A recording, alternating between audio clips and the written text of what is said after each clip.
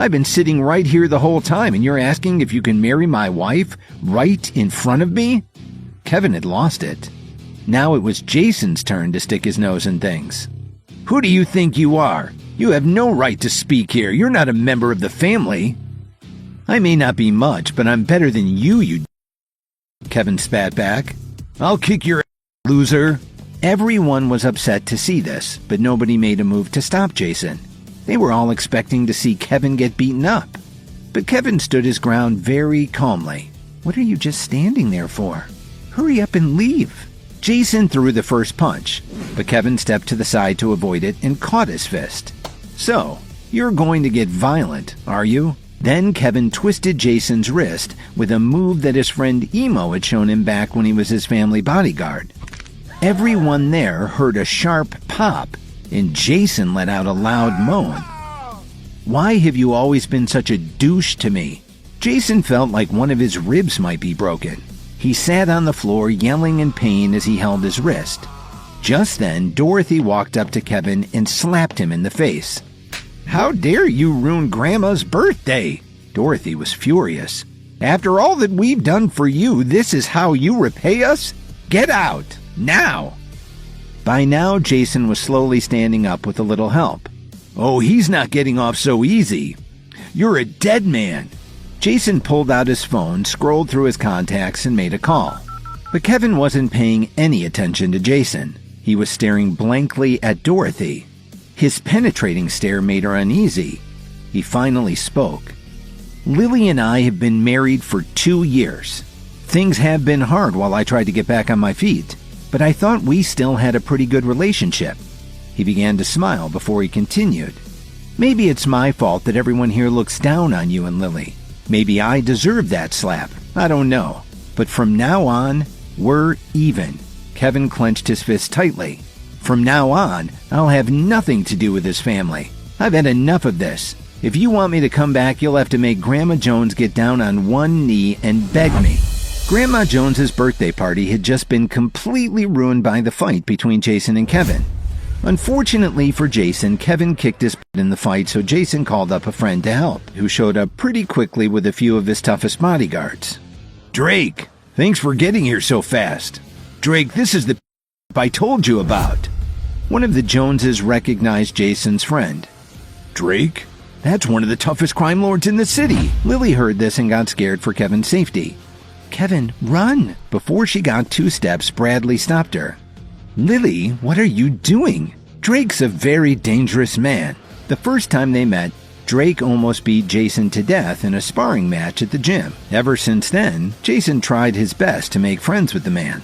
"So you're the one who hurt my friend. So are you his friend or just his guard dog? This guy obviously hasn't heard that you just don't mess around with Drake Cook. Let me teach him a lesson for you. Your last name is Cook?" Kevin slowly took his phone out of his pocket. "Do you happen to know Mitch Cook?" Drake's face froze when he heard this question. "It's me, Mitch. I'm here with a mutual acquaintance." Drake hesitated a moment and took the phone. While he talked, his expression changed from anger to confusion to worry. "Are you sorry now?" "Yes, Mr. Williams, I'm very sorry." Of course, Kevin had just called his friend Mitch to set Drake straight. The message he gave him was short and sweet. If he touched a hair on Kevin's head, he would lose his own head. Seeing that Drake still wasn't giving Kevin a beating, Jason couldn't hold back any longer. He decided to take another swing at Kevin. But before his fist even made contact with Kevin's face, Drake grabbed Jason and threw him to the ground. "What kind of mess have you gotten me into?" Drake kept cursing while he slapped Jason over and over. Then he turned to the men who had come with him and gave them an order. "See if you can knock a little sense into him." They immediately surrounded Jason and started dragging him towards the side exit. When Kevin was gone, Drake let out a long breath and told his men to stop slapping Jason around. Then he took his men and left. The Joneses slowly walked over and surrounded Jason. "Jason, are you all right?" Suddenly, one of her other grandsons rushed into the room. "Grandma, Mr. Cook is pulling up outside." The Joneses were surprised. Grandma Jones is really important. Even someone as powerful as Mitchell Cook has come to see her on her birthday. "Miss Jones, may I ask if Kevin is here?" "I'm sorry, Mr. Cook. Kevin has already left." "Oh, Well, since Kevin isn't here, I won't take much of your time. I understand that today is your birthday. Please accept this small gift. Cook snapped his fingers and one of his bodyguards walked up and placed the gift on the table. When the Jones family arrived home after the disastrous birthday party, one of the young Jones men announced from the doorway, "Grandma, President Wright of West Chicago International has arrived." "Hello, Mrs. Jones." About a dozen bodyguards followed Adriana as she strode into the Jones family mansion. Adriana searched the room with her eyes. "Mrs. Jones, is Kevin here today?" "I'm sorry, President Wright. Kevin isn't here at the moment." "Since Kevin isn't here, I won't take up any more of your time." Adriana motioned for one of her bodyguards to place a beautifully wrapped gift box on the table. "This is a small token of my esteem. Happy birthday." After saying this, Adriana turned around and left with her entourage.